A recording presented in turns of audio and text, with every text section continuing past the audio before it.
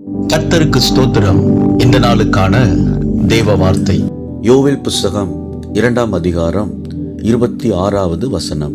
நீங்கள் சம்பூர்ணமாக சாப்பிட்டு திருப்தி அடைந்து உங்களை அதிசயமாய் நடத்தி வந்த உங்கள் தேவனாகிய கர்த்தருடைய நாமத்தை துதிப்பீர்கள். இந்த நாளில் தேவ வார்த்தையின்படி ஆண்டவராகிய இயேசு உங்களை அதிசயமாய் அற்புதமான பாதையிலே உங்களை வழிநடத்துவார்.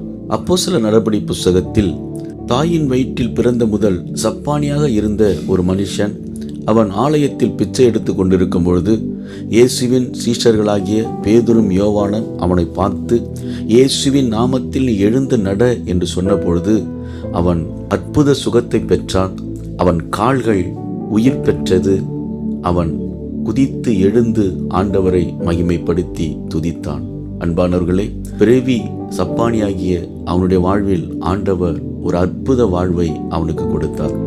உங்களுக்கும் ஆண்டவர் உங்களை அதிசயமாய் நடத்துவார். அற்புதமான பாதையிலே உங்களை நடத்துவார். நீங்கள் அவரை விசுவாசித்து அவர் மேல் நம்பிக்கை உள்ளவர்களாய் நீங்கள் அவரிடத்தில் விண்ணப்பம் பண்ணும் பொழுது உங்கள் வாழ்க்கையில் ஆண்டவர் அற்புதத்தை செய்து அதிசயமான பாதையிலே உன்னை நடத்துவார். உன்னை அதிசயங்களை காண பண்ணுவார். விசுவாசியுங்கள், மகிழ்ந்து களி கூறுங்கள். இயேசு உங்களை ஆசீர்வதிக்கிறார். ஆமேன்.